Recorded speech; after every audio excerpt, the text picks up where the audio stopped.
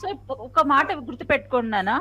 మనము చదవాలి అనే డెడికేషన్ ఎంత ఇంపార్టెంటో, ఇష్టంగా చదివినవి అంతే ఇష్టంగా రాయాలి అని అనుకోవడం కూడా ఈక్వల్‌గా ఇంపార్టెంటే.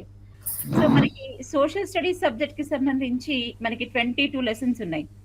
సో, దీంట్లో పార్ట్ 1లో 12 లెసన్స్ ఉంటాయి. పార్ట్ 2లో 10 లెసన్స్ ఉన్నాయి. సో, ఈ మొత్తం సిలబస్‌ని చదవాలి అని అనుకుంటే 2 ప్రాబ్లమ్ ఉంటది. ఒకటేంటంటే 100% ఫుల్ మార్క్స్ తెచ్చుకోవాలి. 100 ఔట్ ఆఫ్ 100 తెచ్చుకోవాలి అనుకున్నప్పుడు మొత్తం సిలబస్‌ని కంప్లీట్‌గా అవగాహన చేసుకునే విధంగా చదవాలి. అయితే ఇక్కడ ఒక చిన్న టెక్నిక్‌ని పాటించామంటే మనకు ఈజీ అవుతుంది. ఏంటంటే అకాడమిక్ స్టాండర్డ్ వారీగా మనం పేపర్ చదవగలిగితే, అంటే మన సిలబస్‌ని ఆర్గనైజ్ చేసుకోగలిగితే, అది మనకి చాలా బెటర్‌గా ఫుల్ సిలబస్‌ని మనం మోడిఫై చేసి నేర్చుకోవచ్చు. ఇప్పుడు చూడండి, మనకి మొత్తం పేపర్ 100 మార్క్స్‌కి ఉన్న పేపర్‌లో మొత్తం 4 సెక్షన్స్ ఉంటాయి. సెక్షన్ ఈచ్ సెక్షన్‌కి ఫస్ట్ సెక్షన్ 12 మార్క్స్. దీంట్లో 1 నుంచి 12 క్వెషన్స్ ఉంటే, ఈ 12 క్వెషన్స్‌లో 6 క్వెషన్స్ ఫ్రమ్ పార్ట్ 1 అంటే 1-12 లెసన్స్‌లో, 6 క్వెషన్స్ ఫ్రమ్ పార్ట్ 2 అంటే 13-22 లెసన్స్‌లో ఉంటాయి. సేమ్ ప్యాటర్న్‌ని త్రూఅవుట్ అన్ని సెక్షన్స్‌కి ఫాలో అవుతాం. సెకండ్ సెక్షన్ వచ్చేసి 2 మార్క్స్ క్వెషన్స్ కదా! దీంట్లో 4 క్వెషన్స్ పార్ట్ 1 నుంచి, 4 క్వెషన్స్ పార్ట్ 2 నుంచి ఉంటాయి. అలాగే next third section 4 marks questions. దీంట్లో కూడా 4 questions from part 1, 4 questions from part 2. ఇక 29 నుంచి 32 వరకు ఉన్నటువంటి 8 మార్క్స్ క్వెషన్స్‌లలో ఏ, బి అనే ఇంటర్నల్ చాయిస్ ఉంటాయి కాబట్టి, ఏబి అనే ఇంటర్నల్ చాయిస్ ఉన్నటువంటి క్వెషన్స్‌ని మనము చదివేటప్పుడు ఇక్కడ కూడా ఒక క్వెషన్ పార్ట్ 1 నుంచి, ఒక క్వెషన్ పార్ట్ 2 నుంచి ఉంటుంది. అంటే 8 మార్క్స్ క్వెషన్స్‌లో 4 క్వెషన్స్ ఫస్ట్ పార్ట్ నుంచి ఉంటాయి. 4 క్వెషన్స్ సెకండ్ పార్ట్ నుంచి ఉంటాయి. So, 4 questions from first part, 4 questions from second part.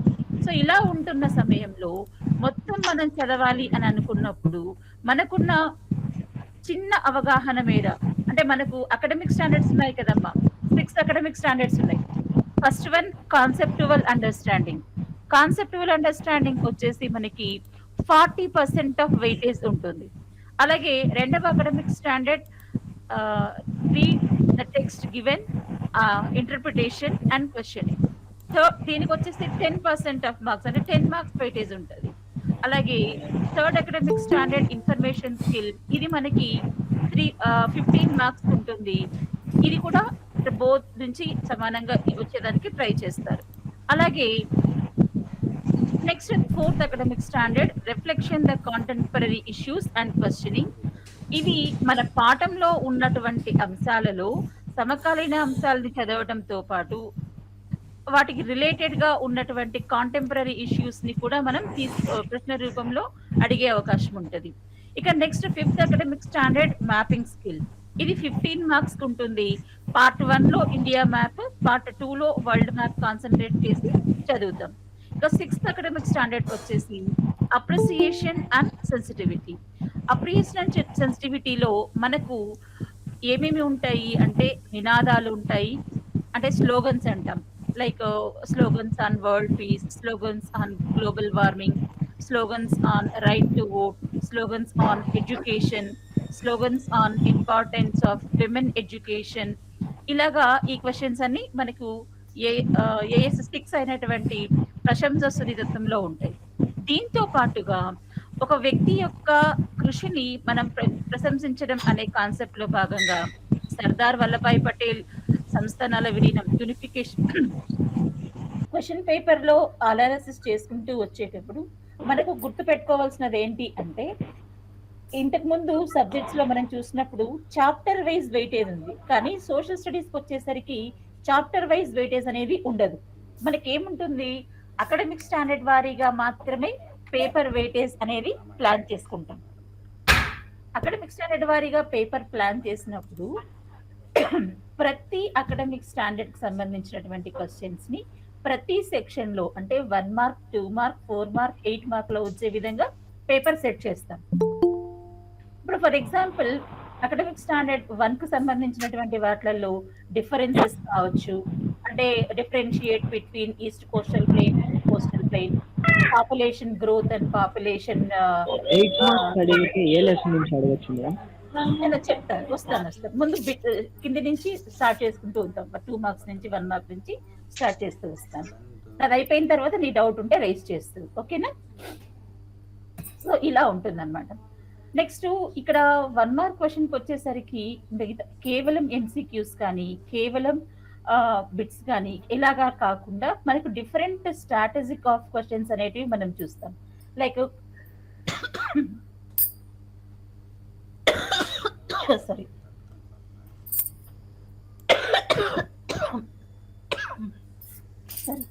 Based on relation in first pair, complete the second పేర్ కావచ్చు, బాక్స్ ఇచ్చి బాక్స్ ఫిల్అప్ చేయమనడం కావచ్చు, arrange the countries from north to south or west to east, ఇలా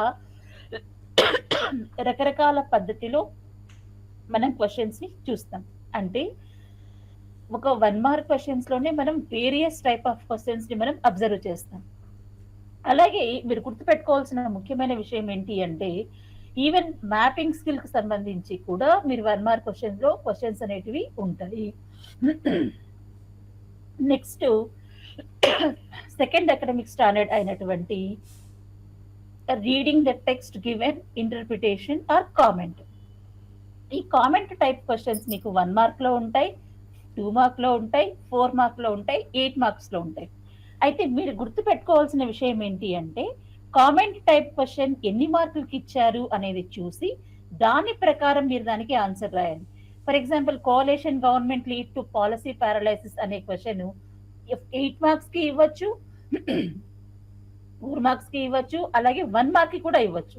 so ఆ question తగ్గట్టుగా, for example 1 mark ఇస్తే 1 sentence లో రాయొచ్చు, 2 marks కి ఇస్తే 1 or 2 సెంటెన్సెస్ లో దాన్ని మీరు యాక్సెప్ట్ చేస్తే ఎస్ అని చెప్పి దానికి రాయండి. అలాగే 4 మార్క్స్ కి ఇచ్చారనుకోండి, 2, 3 or 4 సెంటెన్సెస్ లో ఆ కామెంట్ మీ వెర్షన్ ని ఓన్ సెంటెన్సెస్ లో రాయండి. అలాగే ఇలాంటి క్వశ్చన్ మీకు ఏంటి, ఇలాంటి టైప్ ఆఫ్ క్వశ్చన్స్ మీకు AS4 లో కూడా వస్తాయి. Do you agree are express your opinion అని. సో ఇలాంటి క్వశ్చన్స్ కి కూడా ఏంటి అంటే, మీరు మీ ఒపీనియన్ యాక్సెప్ట్ చేస్తున్నారా, లేక రిజెక్ట్ చేస్తున్నారా, లేదా అగ్రీ అవుతున్నారా, డిసగ్రీ అవుతున్నారా అనేది చెబుతూనే మిగతా ఎక్స్ప్లెనేషన్ రాస్తారు. అగ్రీ అన్నారనుకోండి, agree whether you agree or not. For example, partition of the కంట్రీకి సంబంధించి ఒక క్వశ్చన్ వచ్చి ఉండొచ్చు, లేదంటే ఏమంటారు, globalisation is continuous process, it is not only positive and it is also negative అనే టైప్ ఆఫ్ క్వశ్చన్స్ మనకు రావచ్చు. సో గ్లోబలైజేషన్ సంబంధించిన క్వశ్చన్స్ కావచ్చు, గ్లోబల్ వార్మింగ్ సంబంధించిన క్వశ్చన్ కావచ్చు, విమెన్ ఎడ్యుకేషన్ సంబంధించిన క్వశ్చన్స్ కావచ్చు. ఇవన్నీ కూడా అగ్రీ ఆర్ డిసగ్రీ అనే క్వశ్చన్స్ వస్తే వాటిని మీరు ఆన్సర్ చేసేటప్పుడు మీ ఒపీనియన్ ఫస్ట్ పైన రాయండి. Whether you agree, I agree the statement or I do not agree the statement అని చెప్పి రాస్తూ నెక్స్ట్ కంటిన్యూ చేయొచ్చు. For example, agriculture labourers like డలా ఆర్ పూర్ అనే క్వశ్చన్ ఉంటుంది. డూ యూ అగ్రీ, అది agree out, yes I agree the reason, if not no I do not agree reason. So ఇలాగా మీరు ఈ క్వశ్చన్స్ కి ఆన్సర్స్ ని రాస్తూ వస్తారు. తర్వాత AS3 సార్, AS3కి సంబంధించిన టాస్క్ ఒకటి ఓపెన్ చేయండి సార్. ఈ AS3కి సంబంధించినటువంటి టాస్క్ మన సోషల్ స్టడీస్ వాళ్ళకి చాలా కీలకం. ఎందుకు నేను కీలకం అవుతుంది అంటున్నానంటే, ఇంతకుముందు మనం చెప్పుకుంటున్నట్టు పాస్ అవ్వాలి ఖచ్చితంగా అని అనుకునే టార్గెట్ ఉన్న వాళ్ళు AS3, AS5ని ఖచ్చితంగా మన ప్రాక్టీస్ చేయగలిగితే మనకు ఖచ్చితంగా ఫుల్ మార్క్స్ తెచ్చుకునే అవకాశం ఉంటుంది. AS3కి సంబంధించి 15 మార్క్స్ ఉంటాయి. ఈ 15 మార్క్స్ కి సంబంధించినటువంటి ఇన్ఫర్మేషన్ సోర్స్ మీకు క్వశ్చన్ లోనే ఇవ్వడం జరుగుతుంది. ఫర్ ఎగ్జాంపుల్, ఒక పై డయాగ్రామో, ఒక లైన్ గ్రాఫో, బార్ గ్రాఫో, లేదు ఒక టాబ్లర్ ఫామ్ లోనో, ఒక పిరమిడ్ ఫామ్ లోనో ఇలా ఇస్తారు. ఫర్ ఎగ్జాంపుల్, ఇక్కడ చూడండి, మీకు స్క్రీన్ అవుతున్న షేర్ లో సెక్స్ రేషియో గ్రాఫ్ ఉంది. ఈ సెక్స్ రేషియో గ్రాఫ్ సంబంధించి 8 మార్క్స్ క్వశ్చన్ ఇచ్చారు అనుకుందాం. Analyse the given sex ratio graph అని అనొచ్చు. లేదా దాన్ని 4 మార్క్స్ కి కానీ 8 మార్క్స్ కానీ ఇచ్చారనుకోండి, ఆ టేబుల్ ని బేస్ చేసుకొని క్వశ్చన్స్ అడగచ్చు. సో ఆ క్వశ్చన్స్ అడిగినప్పుడు మీరు గుర్తుపెట్టుకోవాల్సిన విషయం ఏంటి అంటే, క్వశ్చన్ కి ఆన్సర్ వీలైనంత వరకు సెంటెన్స్ రూపంలో రాసి ట్రై చేయండి. For example, in which year sex ratio has recorded highest అని అడిగారు అనుకుందాం. So the sex ratio has recorded highest in the year 1951. ఇలా సెంటెన్స్ రూపంలో రాయండి. ఎందుకంటే 8 మార్క్స్ కి మీరు క్వశ్చన్ ఆన్సర్ చేయబోతున్నారు. 8 మార్క్స్ ఆన్సర్ చేయబోయేటప్పుడు ఖచ్చితంగా సెంటెన్స్ రూపంలో ఉంటే బాగుంటుందని ఎక్స్పెక్ట్ చేస్తారు కాబట్టి. తర్వాత ఇలా AS3 కి ఆన్సర్ చేసేటప్పుడు కొన్నిసార్లు మనకి ఇలాగ టేబుల్ ఫామ్ లో ఉండొచ్చు. సో ఈ టేబుల్ ఫామ్ లో ఉన్నప్పుడు చూడండి, ఈ కింద ఉన్న టేబుల్ చూడండి, ఆ టేబుల్ ని గమనిస్తే ఇన్ఫాంట్ మార్టాలిటీ రేట్ కావచ్చు, లిటరసీ రేట్ కావచ్చు, నెట్ అటెండెన్స్ రేట్ కావచ్చు, ఇలాగా ఈ ఇన్ఫర్మేషన్ ని అనాలిసిస్ చేసుకొని మీరు మీ సొంత మాటలో రాయాల్సి రావచ్చు. For example, analyse the given graph అని చెప్పి, అనలైజ్ ద గివెన్ టేబుల్ అని చెప్పి అడగచ్చు. లేదా నెక్స్ట్ కింద మనం చూస్తున్నటువంటి టైం లైన్ ఉన్నాయి. సో టైం లైన్స్ వచ్చేసి మనకి 4 టైం లైన్స్ మనకి సిలబస్ లో చాలా important. 13th lesson, 14th lesson and 19th lesson. 13th lesson లో పేజ్ నెంబర్ 176, 188 అండ్ 196 ఈ 3 చాలా చాలా important. For example, page number 176 table లో ఫస్ట్ వరల్డ్ వార్ కి సంబంధించినటువంటి first world war, second world war సంబంధించినటువంటి ఇన్ఫర్మేషన్స్ ని మనం టేబులర్ ఫామ్ లో ఉంటుంది.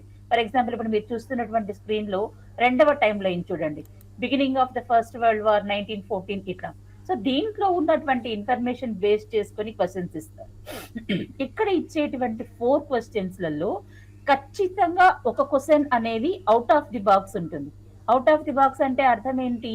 ఆ టేబుల్ కు సంబంధించినటువంటి సమాచారాన్ని దాంట్లో ఉన్నది కాకుండా లెసన్ లో ఉన్నటువంటి కంటెంట్ ని మీరు అనాలిసిస్ చేసుకొని రాయాల్సి ఉంటుంది. ఫర్ ఎగ్జాంపుల్, ఇక్కడ చూడండి, దీనికి ముందు సార్ పైదే సార్, దీంట్లో మీ ఫస్ట్ పారాగ్రాఫ్ లో చూడండి, ఈ ఫస్ట్ టైం లైన్ చార్ట్ లో చూడండి, ఇక్కడ మీకు in which year Germany invaded USSR అనే క్వశ్చన్ అడిగారు అనుకోండి, 1941 అని రాస్తారు. లేదు, in which year USA entered into second world war అంటారు, అక్కడ ఇయర్ ఉంటుంది. So what was the reason for USA to enter into the second world war అనే క్వశ్చన్ ఇచ్చారనుకోండి, ఆ క్వశ్చన్ కి ఆన్సర్ ఇక్కడ ఉండదు, బట్ ఆ లెసన్ లో మనం డిస్కస్ చేసి ఉంటాం. సో అలాంటి క్వశ్చన్ కి ఆన్సర్ చేసేటప్పుడు కంపల్సరిగా మనం లెసన్ విని ఉంటే, లేదా టైం లైన్ సంబంధించిన కాన్సెప్ట్స్ ని డిస్కస్ చేసుకుని ఉంటే ఆన్సర్ చేస్తాం. సో ఇక్కడ ఒక విషయం ఖచ్చితంగా చెప్పాలి, ఈ AS3 కి సంబంధించిన క్వశ్చన్స్ లలో అన్నిటినీ ఆన్సర్ చేసేటప్పుడు టాపర్స్ అనేవాళ్ళు ప్రతి టైం లైన్ లో ఉన్న ఒక్కొక్క అంశాన్ని కంప్లీట్ గా అనలైజ్ చేసుకొని వాటిని గుర్తు పెట్టుకొని అనేక రకాల క్వశ్చన్స్ రూపంలో ప్రాక్టీస్ చేసుకుంటే మీకు అది ఈజీగా ఉంటుంది. ఇక అండర్ అచీవర్స్, పాస్ అయితే చాలు అనుకున్న వాళ్ళు మీరు చేయాల్సిన పని ఏంటి అంటే, ఆల్రెడీ మనకు సిలబస్ లో ఉన్నటువంటి ఈ టైం లైన్స్ ఏవైతే ఉన్నాయో ఒకసారి కావాలంటే నోట్ చేసుకోండి. Page number 176, 188, 196 and 19th lesson లో ఉన్నటువంటి టైం లైన్స్. ఈ టైం లైన్స్ ని ఆల్రెడీ మీకు మోడల్ పేపర్స్ లలో కావచ్చు, లేకపోతే టీచర్స్ పాఠం చెప్పినప్పుడు కావచ్చు, క్వశ్చన్ చెప్పింటారు, వాటిలలోనే ఆన్సర్స్ ఉంటాయి. ఒక్కసారి ప్రాక్టీస్ చేసుకుంటే కమ్సే కమ్ 6 మార్క్స్ అంటే 8 మార్క్స్ క్వశ్చన్ కి 6 మార్క్స్ గ్యారంటీగా తెచ్చుకోవచ్చు. 4 మార్క్స్ క్వశ్చన్ కి గ్యారంటీగా 3 మార్క్స్ తెచ్చుకునేకి అవకాశం ఉంటుంది. చూడండి, ఇక్కడ మీరు చూస్తున్నటువంటి బార్ గ్రాఫ్ లో అంటే ఏమంటారు, ఇక్కడ ఇచ్చినటువంటి money spend armament race graph లో చూస్తే ఏ సంవత్సరంలో ఎక్కువ ఉంది, ఏ సంవత్సరంలో ఒక డెకేడ్ కాకుండా 1918 నుంచి 1914 వరకు ఎందుకు అంత ఎక్కువగా పెరిగింది. సో ఇలాంటి కొన్ని out of the box questions ఇచ్చినప్పుడు టాపర్స్ అయితే ఖచ్చితంగా రెఫర్స్ చేసుకొని ఆన్సర్స్ రాస్తారు. యావరేజ్ స్టూడెంట్ ఇలాంటి వాళ్ళు ఖచ్చితంగా వాటిని అటెంప్ట్ చేయడం ద్వారా మార్క్స్ తెచ్చుకుంటారు. ఇంకొక టెక్నిక్ చెప్తాను మీకు వీటిని ఆన్సర్ చేయడానికి.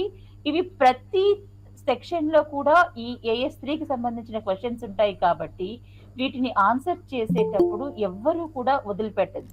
అవకాశం ఉంటే 29 నుంచి 32 వచ్చే క్వెషన్స్‌లలో 8 మార్క్స్ క్వెషన్స్ వస్తాయి కదా! వీటిని 2 కూడా ఆన్సర్స్ రాయండి. ఎందుకంటే మీకు ఈ 8 మార్క్స్ క్వెషన్స్‌లో వచ్చినటువంటి ఏఎస్-3 క్వెషన్ ఆన్సర్ చేయడానికి మాక్సిమం మీకు 2 మినిట్స్ నుంచి 5 మినిట్స్ లోపు టేబుల్ స్టడీ చేయడం, ఆన్సర్స్ రాయడం అయిపోతుంది. సో ఈ 2 క్వెషన్స్ ఆన్సర్ చేసినప్పుడు పొరపాటున దేంట్లోనైనా ఒక దాంట్లో మీరు మిస్ చేసుకున్నా, ఇంకొక దాంట్లో ఆన్సర్స్ రాసే అవకాశం ఉంటుంది కాబట్టి వాటిని ఎట్టి పరిస్థితుల్లో వదిలిపెట్టదండి. ఇప్పుడు నెక్స్ట్ ఇక్కడ చూడండి, ఇక్కడ 4 పై చార్ట్స్ ఇచ్చారు. 4 పై చార్ట్స్ ని ఇచ్చి ఆ టాబ్లర్ ఫామ్ లో ఆ ఇన్ఫర్మేషన్ ఫిల్ చేయమని అడిగే రకంగా అడగచ్చు. అలాగే మీకు 9th లెసన్ లో number of farmers land shared by the small farmers, large farmers లాంటి టేబుల్స్ కావచ్చు. తర్వాత 159 పేజీలో ఉన్న పిరమిడ్ టేబుల్ కావచ్చు. ఇవన్నీ కూడా మనకి 8 మార్క్స్ కి 4 మార్క్స్ కి చాలా చాలా ఇంపార్టెంట్ అయినటివి. మనకు మొత్తం సిలబస్ లో ఏఎస్-3 ఎక్కడెక్కడ ఉన్నాయి అని సార్ట్ అవుట్ చేసుకొని ఆ పేజ్ నెంబర్ వారీగా ఒక్కసారి వాటిని క్విక్ రివిజన్ చేసుకున్నారంటే 15 అవుట్ ఆఫ్ 15 మార్క్స్ అందరికీ వచ్చేదానికి అవకాశం ఉంటుంది. సో ఇక్కడ ఒకటి గుర్తు పెట్టుకోండి, అండర్ అచీవర్స్ గా అనుకున్న వాళ్ళు, పాస్ అయితే చాలు అనుకున్న వాళ్ళు ఎక్కువగా బైహార్ట్ చేయాల్సిన అవసరం లేకుండా కేవలం ఈ ఏఎస్-3 క్వశ్చన్స్ ని పూర్తి కాన్సన్ట్రేట్ చేస్తే 15 అవుట్ ఆఫ్ 15 ఎక్కువ శ్రమ పడకుండా, తప్పులు పోకుండా ఆన్సర్ రాసేదానికి అవకాశం ఉంటుంది. సేమ్ అలాంటిదే మనకి ఏఎస్-5. ఏఎస్-5 కి సంబంధించి మనకి 15 మార్క్స్ ఉంటాయి. ఏఎస్-5 అంటే అర్థం ఏంటి? Mapping skill. So mapping skill ని మనకు ఆన్సర్ చేసేటప్పుడు సార్ మ్యాప్స్ మీద స్క్రోల్ చేయడం ఒకసారి. సో ఏఎస్-5 కి సంబంధించి మనం చూసేటప్పుడు map pointing, map reading and map location, ఈ 3 స్కిల్స్ ని టెస్ట్ చేస్తాం. సో మ్యాప్ రీడింగ్ అనే స్కిల్ ని మనము 1 మార్క్ లోను, 2 మార్క్ లోను, 4 మార్క్ లోను అడిగేదానికి ఛాన్స్ ఉంటుంది. ఉదాహరణకి ఇప్పుడు స్క్రీన్ లో షేర్ అవుతున్న పేజ్ నెంబర్ 1 మ్యాప్ చూడండి, వరల్డ్ మ్యాప్. ఈ మ్యాప్ చూపించి ఇండియా లొకేషన్ గురించి రాయమని మిమ్మల్ని అడగచ్చు. ఫర్ ఎగ్జాంపుల్ ఈ మ్యాప్ చూసి write about the location of India అని చెప్పి అడగచ్చు. లేదా which ocean separates north America and Europe అనే క్వశ్చన్ అడగచ్చు. అలాగే నెక్స్ట్ పేజ్ నెంబర్ 3 కి సంబంధించినటువంటి మ్యాప్ నెక్స్ట్ కింద మీకు కనబడుతుంది. ఇది మీకు చాలా అంటే చాలా కీలకమైనటువంటి మ్యాప్ అన్నమాట. సో ఈ మ్యాప్ మీరు దృష్టిలో పెట్టుకుంటే ఈ మ్యాప్ బేస్ చేసుకొని మీకు ఇచ్చే 4 మార్క్స్ క్వశ్చన్ లో అయితే మ్యాప్ చూసుకొని మీరు ఆన్సర్ రాసే క్వశ్చన్సే ఉంటాయి. ఇంకో చిన్న గుడ్డి గుర్తు చెప్తాను మీకు, అంటే ఇది ఓపెన్ సీక్రెట్ గా చెప్పకూడదు, బట్ అయితే చెప్తాను. మీకు ఎగ్జామినేషన్ లో మ్యాప్ రీడింగ్ సంబంధించి ఏవైనా మ్యాప్ ఇస్తే ఆ మ్యాప్ సంబంధించిన కొన్ని అంశాలు 33వ క్వశ్చన్ లో ఉంటాయేమో అని చూడండి. అంటే ఇది ఒక పెట్టి చీటింగ్ లాంటిదే, బట్ ఒకవేళ ఉండే అవకాశం ఉందనుకోండి, ఒక స్లో లెర్నర్ కి అది ఉపయోగపడే అవకాశమే ఉండొచ్చు. మాక్సిమం ఉండేటట్టుగా చూడరు. ఇన్ కేస్ ఉండింది అనుకోండి, మనకి అది అడ్వాంటేజ్ అవుతుంది కదా. సో అలాగా మీకు మ్యాప్ రీడింగ్ కి సంబంధించి చాలా ఇంపార్టెంట్ అయినటువంటి పేజ్ నెంబర్స్ చెప్తాను. పేజ్ నెంబర్స్ నోట్ చేసుకోండి.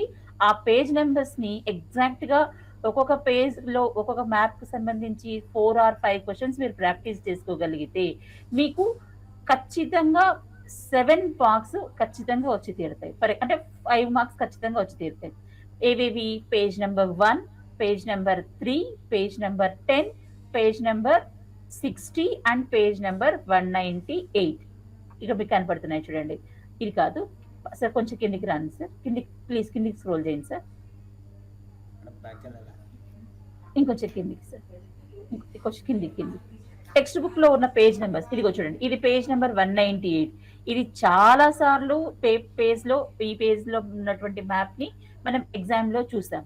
సో జపాన్ ఆక్రమణలో ఉన్నటువంటి భూభాగం ఏవేవి, ఫర్ ఎగ్జాంపుల్ భారతదేశం పొరుగు దేశాలు ఏవి జపాన్ ఆక్రమణలో ఉన్నాయి, జపాన్ ఆక్రమణలో లేనివేవి, ఇక్కడ మీకు కనిపిస్తున్నటువంటి అతి చిన్న ఖండం ఏది, సో జపాన్ పక్కనే ఉన్న జపాన్ కి పడమర వైపుగా ఉన్నటువంటి దేశం ఏది. సో ఇలా రకరకాలుగా మీకు అడిగే క్వశ్చన్స్ అనేటివి చాలా చాలా ఇంపార్టెంట్ అయినటువంటి క్వశ్చన్స్ ఉన్నాయి. హార్డ్లీ తీసుకుంటే మనకి 5 పేజ్ నెంబర్స్ ఉన్నాయి, 5 మ్యాప్స్, 1, 3, 10, 60, 198. అలాగే 15వ పాఠంలో ఈ నైజీరియా మ్యాప్, ఇవి తప్ప ఇక వేరే ఏవి కూడా మనకు వచ్చే అవకాశం లేదు. అంటే ఈ 5 పేజ్ మ్యాప్‌లు మీరు నెంబర్స్ మళ్ళీ చూసుకుంటే ఒకసారి చెప్పండి madam. Yes. Page number 1, 3, 10, 60, 198. Thank you madam. ఇవి చూసారనుకోండి ఖచ్చితంగా 6 మార్క్స్ వీటిలలో గ్యారంటీగా ఉండి తీరుతాయి. మ్యాప్ అక్కడే ఉంటుంది, మ్యాప్ బేస్డ్ క్వశ్చన్స్ ఉంటాయి.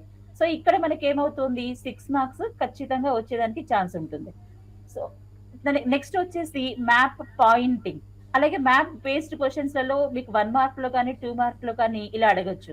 ఫర్ ఎగ్జాంపుల్ చూడండి, ఇక్కడ మీకు కనపడుతూ ఉంది ఈ మ్యాప్ లో చూస్తే గంగా నదికి సంబంధించినటువంటి నార్దరన్ ట్రిబ్యూటరీస్ ఏమున్నాయి, సదరన్ ట్రిబ్యూటరీస్ ఏమున్నాయి, లేదంటే ఇక్కడ ఉన్నటువంటి స్టేట్స్ చూసారు అంటే ఈ states arrange the given states from north to south or east to west అని అడిగే ఛాన్స్ ఉండొచ్చు.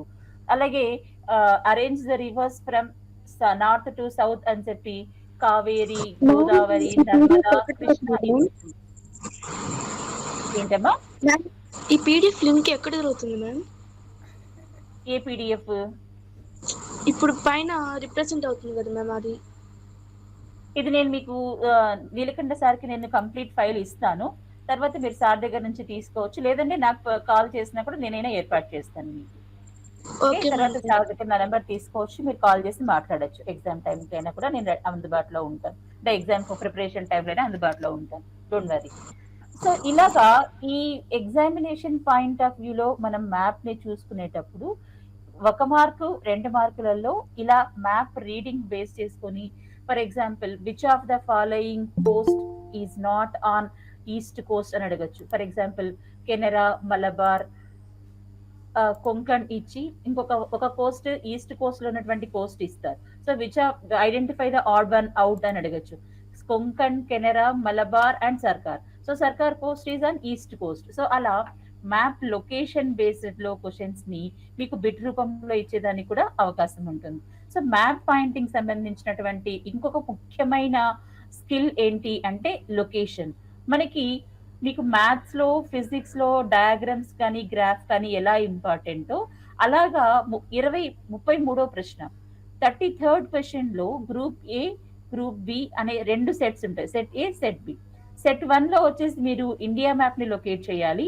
ఈ ఇండియా మ్యాప్ ని లొకేట్ చేసేటప్పుడు గ్రూప్ ఏ, గ్రూప్ బి అనే 2 ఇస్తారు. సో గ్రూప్ ఏ లో 4 అంశాలు ఉంటాయి, గ్రూప్ బి లో 4 అంశాలు ఉంటాయి.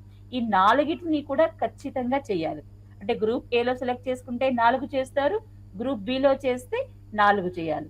సో ఇక్కడ చేసేటప్పుడు మీరు గమనిస్తే ప్రీవియస్ పేపర్స్ ప్యాటర్న్స్ అన్నిటినీ కూడా అర్థం చేసుకున్నప్పుడు ఒక స్టేట్, ఒక క్యాపిటల్, ఏదైనా మనకు ఉన్నటువంటి 9 కోస్టల్ నేమ్స్ లలో ఏదైనా ఒక కోస్టల్ నేమ్, ఒక మౌంటైన్, ఒక రివర్, ఒక ఫిజికల్ ఫీచర్, ఇలాగా మనకి మ్యాప్ పాయింటింగ్ ని కవర్ చేసే విధంగా ఉంటాయి.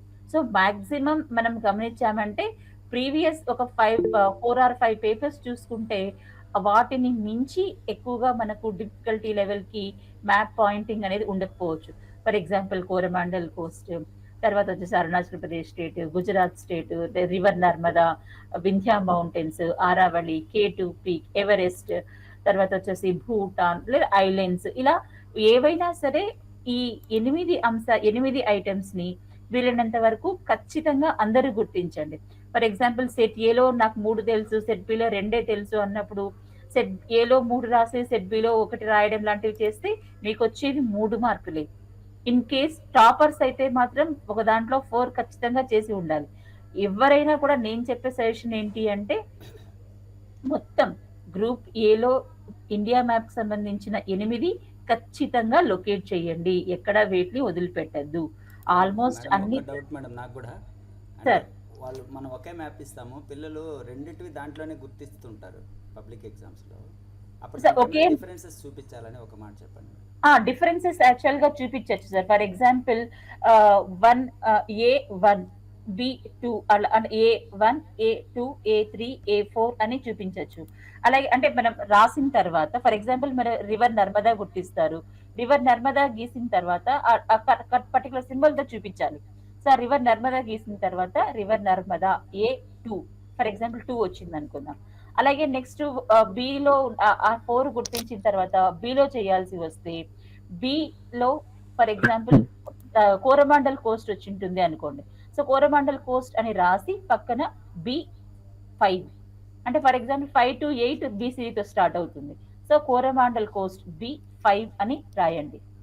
ఇక్కడ ఇంకొక పెట్టి చీటింగ్ మళ్ళీ చెప్తున్నాను, ఎందుకంటే సార్ కూడా ఉన్నారు కాబట్టి ఒక మాట చెప్తాను. ఎక్కువగా ఎవాల్యుయేట్ చేసే వాళ్ళు ఏం చేస్తారంటే ఎనీ 4 పర్ఫెక్ట్ గా చేశారా అని ఆలోచన చేస్తారు. ఒకవేళ ఎవరికైనా డౌట్ ఉంది, అండర్ అచీవర్స్ పాస్ కావాలి అనుకున్న వాళ్ళు మొత్తం రాసేసేయండి, ఏబిసిడి అని డిఫరెన్షియేట్ చేయొద్దు. కానీ అబోవ్ యావరేజ్ టాపర్స్ మాత్రం ఖచ్చితంగా డిఫరెన్షియేట్ చేయండి. ఎందుకంటే పేపర్ హైయెస్ట్ మార్క్స్ వచ్చేటప్పుడు ప్రతిదీ పిన్ పాయింట్ గా చెక్ చేస్తారు కాబట్టి జాగ్రత్తగా అన్నిటినీ చేయండి. Average and below average children మాత్రం ఆ డిఫరెన్షియేట్ చూపించాల్సిన అవసరం లేకుండా మొత్తం చేసేయచ్చు. వీళ్ళంత వరకు పెన్ తో చేయండి. ఏది డౌట్ ఉంటుంది అంటే పెన్సిల్ తో చేసినా కూడా కన్సిడర్ చేస్తారు. బట్ నెక్స్ట్ రెండోది ఏంటి అంటే బి ఐటమ్ అంటే వరల్డ్ మ్యాప్. ఇది కూడా ఖచ్చితంగా చేయాలి. చాలా మంది పిల్లలకి ఏంటంటే తెలియని అంశము, ఏదో ఒకటి చేస్తే చాలు కదా, ఏలో 8 చేస్తే చాలు కదా, అంటే ఇండియా మ్యాప్ సంబంధించి 8 చేస్తే చాలు కదా అనుకుంటారు. కాదమ్మా, వరల్డ్ మ్యాప్ లో ఉన్న 8 కూడా ఖచ్చితంగా చేయాలి. ఈ వరల్డ్ మ్యాప్ లో ఉన్న 8 లొకేట్ చేసేటప్పుడు వీటిలలో కూడా ఎలాంటి సిస్టమ్ ని పాటిస్తారు, ఎలాంటి ప్రొసీజర్ ని ఎక్కువగా పేపర్ సెట్టర్స్ చేస్తారు అంటే మెయిన్ కంట్రీస్ ని చూస్తారు. అంటే మన 13, 14 పాఠాల్లో వరల్డ్ వార్ సంబంధించినటువంటి కంట్రీస్, తర్వాత 15వ పాఠంలో మనం డిస్కస్ చేసినటువంటి నైజీరియా, వియత్నాం, చైనా, అలాగే 21 పాఠాలలో మనకి కొన్ని సోషల్ మూమెంట్స్ ఉన్నాయి. సో వాటికి సంబంధించినటువంటివి, ఫర్ ఎగ్జాంపుల్ మనకి సివిల్ రైట్ మూవ్మెంట్స్ వచ్చేసి యుఎస్ఏలో జరుగుతుంది. తర్వాత పాలస్తీనాకు సంబంధించిన ఇష్యూస్ డిస్కస్ చేస్తాం. సో ఆ పాలస్తీనా మ్యాప్, టర్కీ, తర్వాత వచ్చేసి ఇజ్రాయిల్, ఇలాంటివి. తర్వాత కొన్ని important countries like Brazil, Mexico, ఇలాంటి దేశాలు, ఈక్వేటర్, తర్వాత వచ్చేసి ఏ ఓషన్ ఏ కాంటినెంట్స్ ని సెపరేట్ చేస్తుంది. For example which locate the ocean that separates north America and Africa అని అడగచ్చు. South America and Atlantic ocean. Atlantic ocean, exactly. So ఇలాంటివి మీకు మ్యాప్ లో అయినా అడగచ్చు, లేదు అంటే బిట్స్ రూపంలో అయినా కూడా బట్టి అడిగేకి ఛాన్స్ ఉంటుంది అనమాట. So map pointing world map చేసేటప్పుడు ఒకటి బాగా గుర్తు పెట్టుకోవాల్సింది ఏంటి అంటే మీరు కరెక్ట్ ప్లేస్ లో ఆ కంట్రీని వీలైనంత వరకు బౌండరీ లాగా డ్రా చేయండి. ఫర్ ఎగ్జాంపుల్ ఇక్కడ మీకు ఆఫ్రికా కనబడుతుంది. ఆఫ్రికాలో మీరు నైజీరియాని లొకేట్ చేయాలి అనుకోండి, ఆ నైజీరియా ఉన్న ప్రాంతాన్ని పెన్సిల్ తో చిన్నగా ఎన్సర్కిల్ చేయండి, లేదా డాట్ పెట్టి సర్కిల్ గీయండి. నిజానికి డాట్ పెట్టి సర్కిల్ చేయడం అనేది ఒక సిటీకి చేస్తాం, కానీ వరల్డ్ మ్యాప్ లో వీలైనంత వరకు ఆ ఇంపార్టెంట్ కంట్రీస్ వియత్నాం ని, నైజీరియాని, తర్వాత ఫ్రాన్స్, తర్వాత వచ్చేసి జపాన్, ఇండోనేషియా, చైనా, ఇలాంటి దేశాలను లొకేట్ చేయడం ఎక్కువగా రిపీట్ చేస్తూ ఉంటారు కాబట్టి వాటి యొక్క దేశం యొక్క ఆకారాన్ని వీలైనంత వరకు గీస్తే బాగుంటుంది. నెక్స్ట్ రెండోది చాలా ముఖ్యమైనది ఏంటి అంటే మీరు మ్యాప్ పాయింటింగ్ చేసేటప్పుడు వరల్డ్ మ్యాప్ లో పర్టికులర్ ప్లేస్ ని లొకేట్ చేసిన తర్వాత ఆరో మార్క్ గీసి రైట్ సైడ్ లో వాటి పేర్లు రాయడం అనేది మర్చిపోవద్దు. సో దీంతో మనకి AS3, AS5 సంబంధించినటువంటి 30 మార్క్స్ ని మనం కంప్లీట్ చేసుకున్నాం.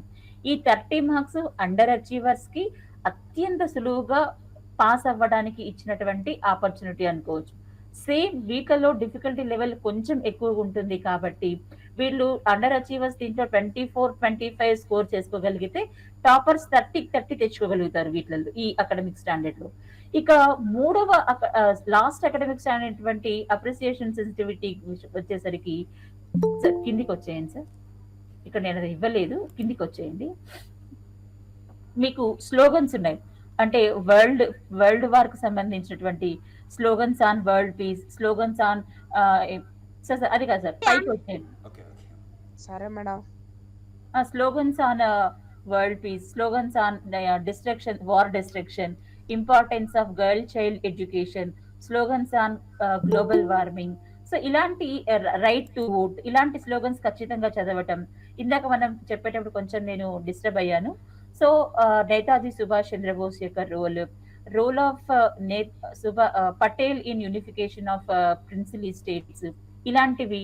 తర్వాత గర్ల్ చైల్డ్ ఎడ్యుకేషన్ ప్రమోట్ చేయడం కోసం, అలాగే మన స్టేట్ గవర్నమెంట్ ఈ మధ్య కాలంలో ఎడ్యుకేషన్ డెవలప్మెంట్ చేయడం కోసం ఎలాంటి మెజర్స్ తీసుకునుంది, లైక్ జగనన్న విద్యా కానుక కావచ్చు, లేకుంటే మన 11th లెసన్ లో భాగంగా జగనన్న గోరుముద్ద, మిడ్ డే మీల్స్ స్కీమ్ సంబంధించిన అంశాలు.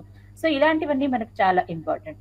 సో మనకి ఇప్పుడు నేను 50 మార్క్స్ మేర మీకు ఖచ్చితంగా స్కోర్ చేసుకోగలిగినటువంటి పాయింట్స్ అన్నిటిని చెప్పేశాను. ఇక ఫస్ట్, సెకండ్, థర్డ్, ఫోర్త్ ఈ 3 అకాడమిక్ స్టాండర్డ్స్ విషయానికి వచ్చేసరికి ఏ లెసన్స్ చదివితే మనం ఫుల్ మార్క్స్ తెచ్చుకోవచ్చు. ఫుల్ మార్క్స్ తెచ్చుకోవాలి అని అనుకున్న పిల్లలు 1 నుంచి 6 లెసన్స్, తర్వాత 13 నుంచి 19 లెసన్స్, 20 లెసన్స్ ఖచ్చితంగా చదవండి. లేదు నేను పాస్ అయితే చాలు అని అనుకుంటారా, సో 1 to 6 లెసన్స్ ఖచ్చితంగా చదవడంతో, సారీ ఇందాక చిన్న కన్ఫ్యూజన్, పాస్ మార్క్స్ తెచ్చుకోవాలనుకున్న వాళ్ళు 1 to 6 లెసన్స్, తర్వాత వచ్చేసి 11th లెసన్, 13, 14, 16, 17, 20 ఈ లెసన్స్ చదివారంటే మినిమం మీరు ఈ లెసన్స్లలో నుంచి ఉన్న క్వశ్చన్స్లలో కనీసం అంటే మీరు 40 మార్క్స్ తెచ్చుకోవడానికి అవకాశం ఉంటుంది. అంటే ఎక్కువ భాగం వీటికి వెయిటేజ్ ఇచ్చేదానికి అవకాశం ఉంటుంది అనమాట. ఫర్ ఎగ్జాంపుల్ ఫస్ట్ లెసన్ తీసుకోండి, importance of Himalayas, differences between west coastal plain, east coastal plain, eastern Ghats, western Ghats. So ఇలాంటి క్వశ్చన్స్ అనేటివి మనకి చాలా చాలా చాలా ఇంపార్టెంట్.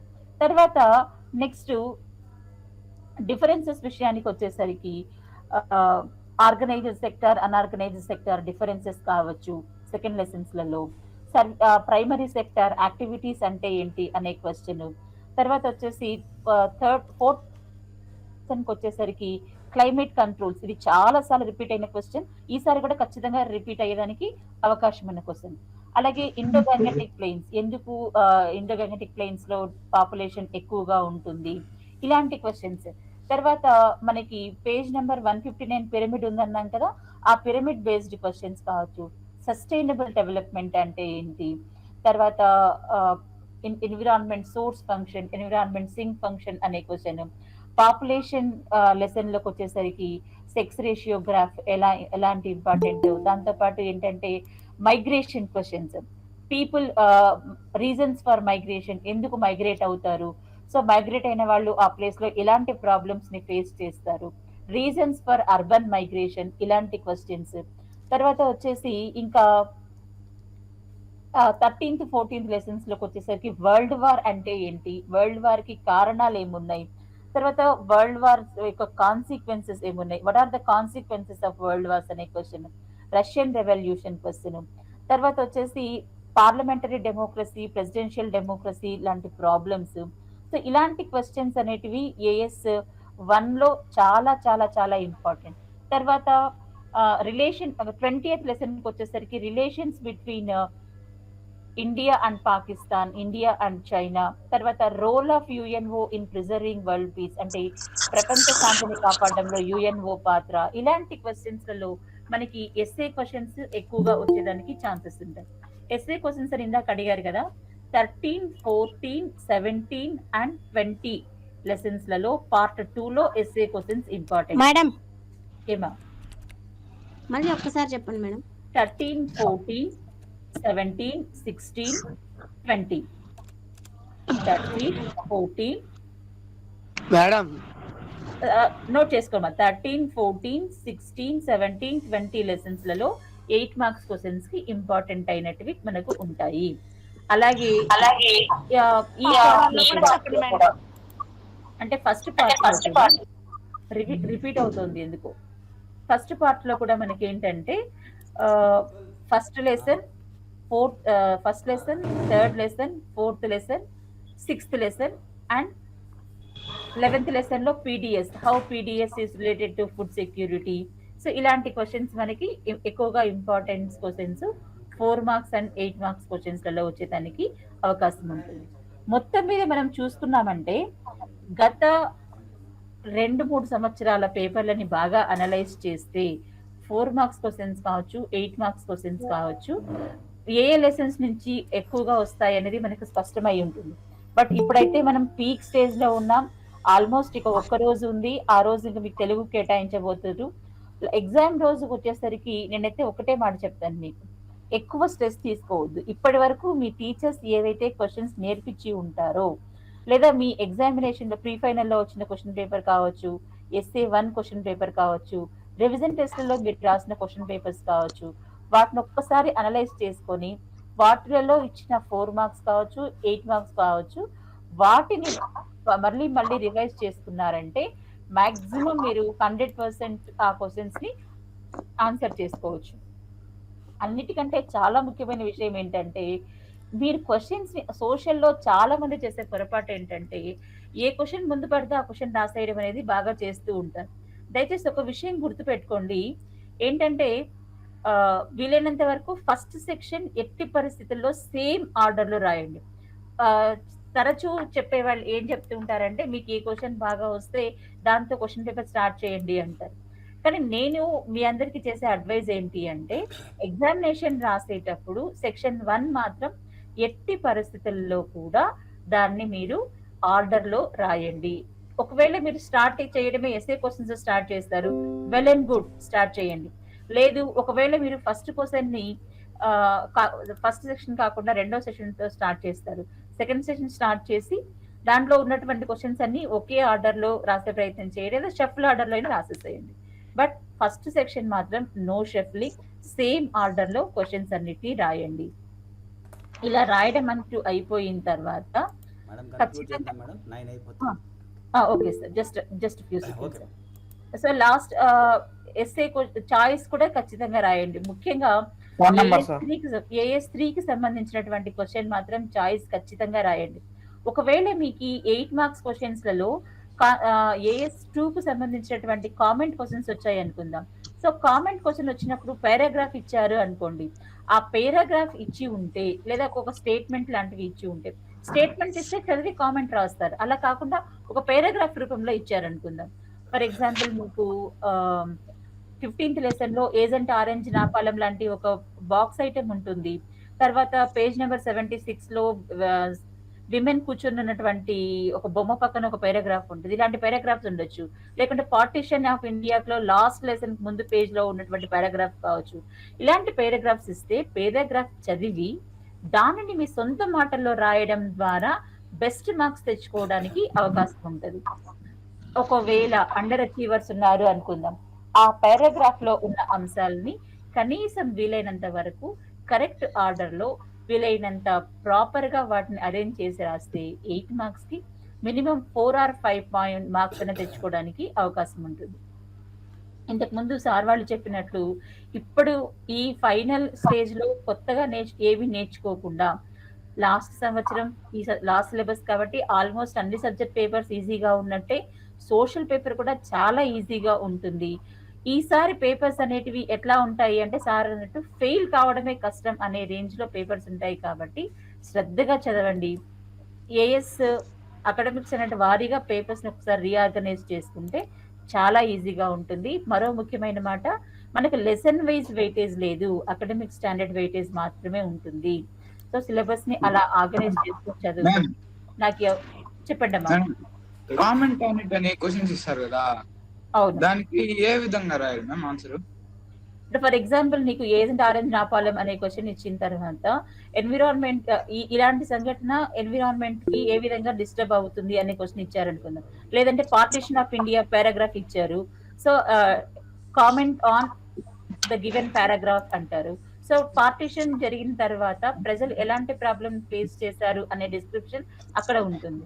సో ఆ ఆన్సర్ చేసేటప్పుడు సో పార్టిషన్ జరగడం వల్ల ఎలాంటి కాన్సిక్వెన్సెస్ ఫేస్ చేశారు అనేది నువ్వు నీ సొంత మాటల్లో రాసుకుంటూ వస్తావు. So partition of India was done on religious issues. So దీని వల్ల both sides, both dividing line both sides ఉన్నటువంటి